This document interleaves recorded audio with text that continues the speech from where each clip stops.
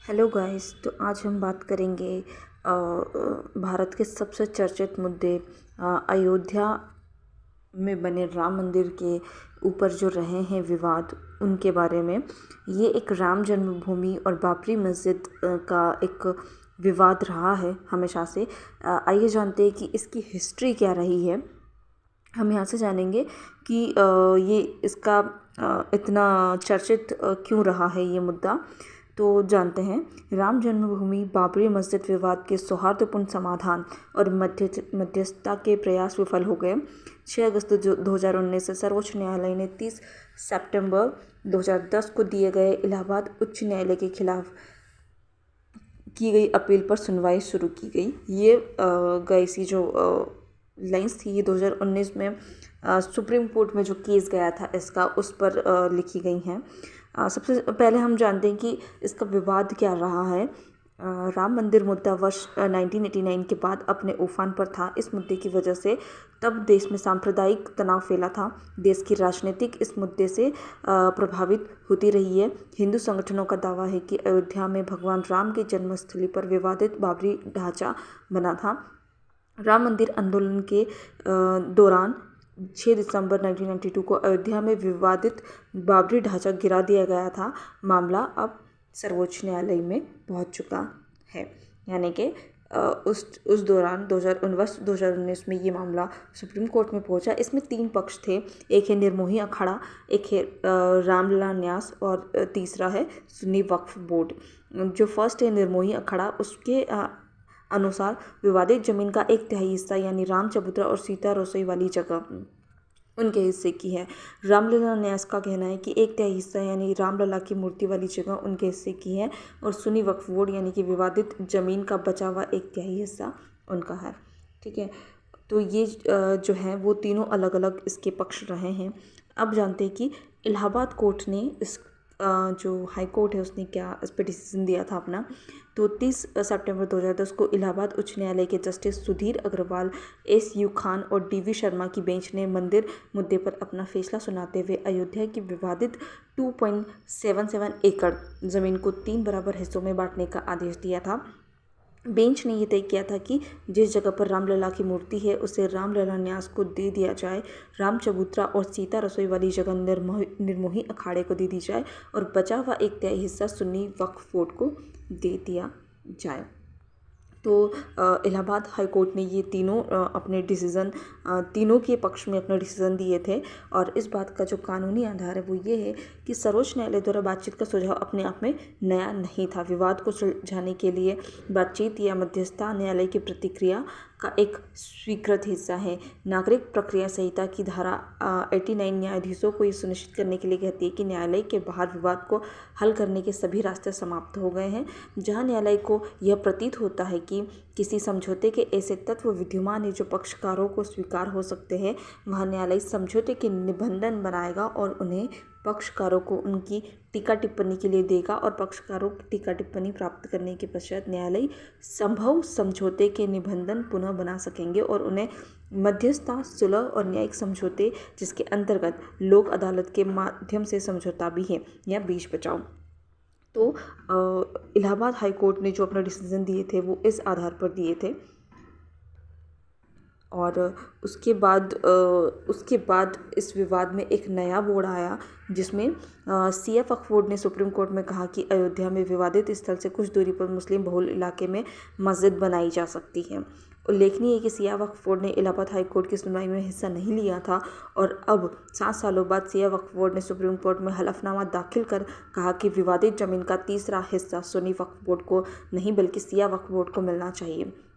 हलफनामे के मुताबिक बाबरी मस्जिद एक सिया मस्जिद थी जिस पर सुन्नियों ने कब्जे कर लिया था। हलफनामे में लिखा था कि सुन्नी वक्फ बोर्ड में कट्टरपंथी लोग हावी हैं और इन परिस्थितियों में कोई व्यवहारिक फैसला लेना संभव होगा। सिया वक्फ बोर्ड के जो हलफनामे में क्या कहा गया था उस पर हम पॉइंट टू पॉइंट बात करेंगे कि Siya central board of UP यानी सिया वक्फ बोर्ड ने अपने हलफनामे में बाबरी मस्जिद को स्वयं की संपत्ति बताया। सिया वक्फ बोर्ड ने सुप्रीम कोर्ट को विवादित हल करने के लिए एक फार्मूला भी सुझाया जिसमें कहा गया है कि विवादित जगह से उचित दूरी पर मुस्लिम बहुल इलाके में एक मस्जिद बनाई जा सकती है बोर्ड ने सुप्रीम कोर्ट से अपील में कहा कि इस बड़े विवाद के हल के लिए वो एक समिति बनाना चाहता है और इसके लिए उसे वक्त चाहिए। विदित हो कि अयोध्या मामले की सुनवाई के लिए सुप्रीम कोर्ट के 3 जजों की एक बेंच बनाई गई थी जो जल्दी इस मामले में सुनवाई करने वाली थी उस टाइम पर। ठीक है, अब सिया वक्फ बोर्ड ने अपना तर्क दिया कि सिया वक्फ बोर्ड का कहना है कि अयोध्या स्थित विवादित ढांचे पर सुन्नी वक्फ बोर्ड को दावा गलत है। ये मस्जिद मीर बकी ने बनवाई थी और यह एक सिया मुसलमान था।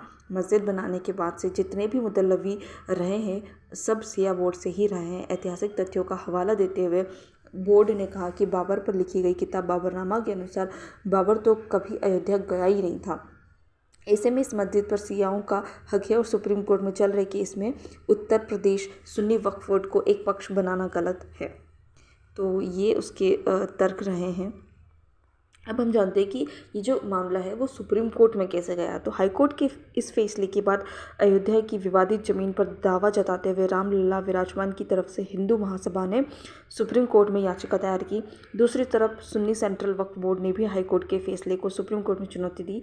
इसके बाद कई और पक्षों ने सुप्रीम कोर्ट में याचिकाएं दायर की। इन सभी याचिकाओं पर सुनवाई करते हुए सुप्रीम कोर्ट ने 9 मई 2011 को हाई कोर्ट के फैसले पर रोक लगा दी।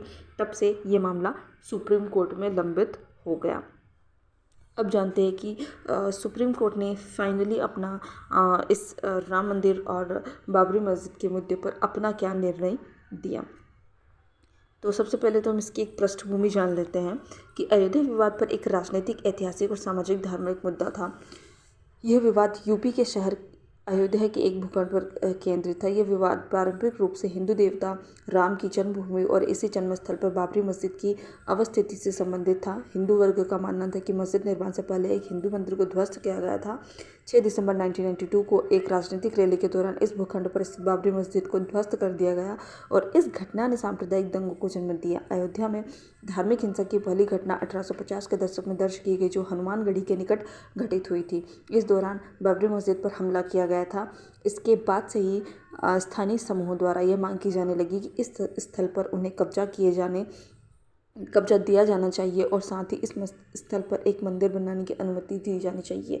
इस मांग को सभी औपनिवेशिक सरकारों द्वारा अस्वीकार कर दिया गया। ठीक है, अब आते हैं कि मंदिर के स्थान पर मस्जिद का निर्माण, इसका हिस्ट्री क्या रहा है। बाबर भारत का पहला मुगल सम्राट और मुगल साम्राज्य का संस्थापक रहा है। ऐसा माना जाता है कि बाबर के एक सेनापति मीर बाकी ने सम्राट के आदेश पर वर्ष 1528 में बाबरी मस्जिद का निर्माण करवाया था। इस विश्वास को वर्ष 1813-14 के बाद तब लोकप्रियता हासिल हुई जब ईस्ट इंडिया कंपनी के सर्वेक्षक फ्रांसिस बुकानन ने बताया कि उससे मस्जिद की दीवार पर एक शिलालेख मिला है जो बाबरी मस्जिद के निर्माण से जुड़ा है। उसने स्थानीय पारंपरिक कथा का भी उल्लेख किया जिसके अनुसार औरंगजेब ने राम को समर्पित एक मंदिर को ध्वस्त करने के बाद मस्जिद का निर्माण कराया था। इसके कुछ साक्ष्य भी मिले हैं। अपने निर्णय में सुप्रीम कोर्ट ने भारतीय पुरातत्व सर्वेक्षण की रिपोर्ट का हवाला दिया। इस रिपोर्ट के अनुसार बाबरी मस्जिद खाली ज़मीन पर नहीं बनी थी और मस्जिद के निर्माण से पहले वहाँ पर मंदिर जैसी कोई संरचना होने के प्रमाण भी मिले हैं। भारतीय पुरातत्व सर्वेक्षण की रिपोर्ट को वैध मानते हुए सर्वोच्च न्यायालय ने अपने निर्णय में कहा कि खुदाई में जो ढांचा पाया गया है वो एक इस्लामिक ढांचा नहीं था। ठीक है, उसमें अब न्यायपालिका के हस्तक्षेप की हम बात करते हैं तो वर्ष 2011 में इलाहाबाद उच्च न्यायालय का निर्णय आया। उसके बाद जो अंतिम निर्णय था वो सुप्रीम कोर्ट ने दिया कि समग्र विवादित भूमि यानी कि 2.77 एकड़ हिंदुओं को मिलेगी। विवादित 2.77 एकड़ भूमि का कब्जा केंद्र सरकार के रिसीवर यानी कि मुकदमे के अधीन संपत्ति का सरकारी प्रबंधकर्ता के पास रहेगा। मुस्लिमों को वैकल्पिक रूप से विवादित ढांचे के आसपास केंद्र सरकार द्वारा अधिग्रहित 67 एकड़ भूमि या किसी अन्य प्रमुख स्थान पर 5 एकड़ जमीन दी जाएगी। उल्लेखनीय है कि केंद्र ने वर्ष 1993 में विवादित राम जन्मभूमि बाबरी मस्जिद परिसर की 2.77 एकड़ भूमि सहित समग्र 67.73 एकड़ भूमि का अधिग्रहण कर लिया था। मंदिर निर्माण के लिए 3 महीने के अंदर एक ट्रस्ट बनाया जाएगा। न्यायालय ने अपने निर्णय में यह भी कहा कि निर्मोही अखाड़ा भगवान राम का सेवती या उपासक नहीं है लेकिन वह ट्रस्ट का सदस्य बन सकता है। ये सुप्रीम कोर्ट का फाइनल डिसीजन रहा है। अब हम जानते हैं कि उपासना स्थल अधिनियम के दायरे के सबसे पहले हम जानते हैं कि उपासना स्थल अधिनियम 1994 क्या है। यह अधिनियम बाबरी मस्जिद के 1992 के विध्वंस से एक वर्ष पहले सितंबर 1991 में पारित किया गया था। इस अधिनियम की धारा 3 के तहत किसी पूजा स्थल या उसके एक खंड को अलग धार्मिक संप्रदाय के पूजा स्थल में बदलने पर प्रतिबंध लगाया गया है। यह अधिनियम राज्य को एक सकारात्मक दायित्व भी प्रदान करता है कि वह स्वतंत्रता के समय मौजूद प्रत्येक पूजा स्थल की धार्मिक विशेषताओं को बनाए रखे। इस अधिनियम के प्रावधान उन प्राचीन और ऐतिहासिक स्मारकों तथा पुरातात्विक स्थलों और अवशेषों पर लागू नहीं होंगे जिन्हें प्राचीन स्मारक तथा पुरातात्विक स्थल और अवशेष अधिनियम 1958 द्वारा संरक्षित किया गया था। सर्वोच्च न्यायालय ने इस अधिनियम की प्रशंसा भी की है। अपने निर्णय में सर्वोच्च न्यायालय ने इस अधिनियम की प्रशंसा की और कहा कि धर्मनिरपेक्षता के संवैधानिक मूल्य को संरक्षित करने के लिए पूजा स्थल की स्थिति को बदलने की अनुमति नहीं दी गई थी। राज्य ने कानून बनाकर संवैधानिक प्रतिबद्धता को लागू किया है और सभी धर्मों एवं धर्मनिरपेक्षता की समानता को बनाए रखने के लिए अपने संवैधानिक दायित्वों को संचालन किया है, जो संविधान की मूल विशेषताओं का एक हिस्सा है।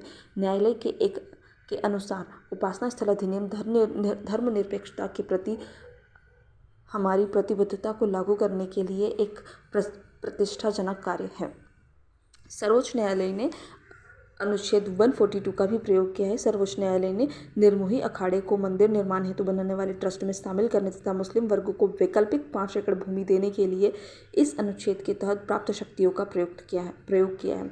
भारतीय संविधान के अनुच्छेद 142(1) के अनुसार सर्वोच्च न्यायालय अपनी आधिकारिकता का प्रयोग करते हुए ऐसी डिक्री पारित कर सकता है या ऐसा आदेश कर सकता है जो उसके समक्ष लंबित किसी विवाद या विषय में पूर्ण न्याय करने के लिए आवश्यक हो। यह पहली बार था जब न्यायालय ने एक अचल संपत्ति को लेकर नागरिक विवाद, निजी पक्षकार भी जिसमें शामिल थे, के मामले में इस शक्ति का प्रयोग किया है। इस निर्णय का एक ऐतिहासिक महत्व ये निकल के आता है कि सांप्रदायिक राजनीति का अंत हुआ। अयोध्या सांप्रदायिक राजनीति और चुनाव से पहले ध्रुवीकरण का केंद्र रहा है। द्वेष पर सद्भाव की भी जीत हुई। सर्वोच्च न्यायालय के निर्णय को सभी पक्षों द्वारा स्वीकार किया जाना, निर्णय के बाद शांति और सामंजस्य को बनाए रखना आदि द्वेष पर सद्भाव की जीत को दर्शाता है। इस निर्णय से राजनीतिक विचारों, धर्म और मान्यताओं से ऊपर कानून को प्राथमिकता दी गई है। ये भी इस सुप्रीम कोर्ट के निर्णय से सिद्ध होता है। निर्णय में यह कहा गया कि 6 दिसंबर 1992 को बाबरी मस्जिद का विध्वंस किया जाना कानून के शासन का उल्लंघन और सार्वजनिक पूजा के स्थल को क्षतिग्रस्त करने का कार्य सुनिश्चित था। हिंदुओं को विवादित भूमि देने और अयोध्या में मस्जिद के निर्माण के लिए अलग से 5 एकड़ जमीन देने के निर्णय के बाद सर्वोच्च न्यायालय ने काशी और मथुरा में उन स्थलों की यथास्थिति को बदलने के लिए नए सिरे से मुकदमे दायर करने का मार्ग बंद कर दिया, जहाँ पूजा स्थल को लेकर कलह की स्थिति देखी गई।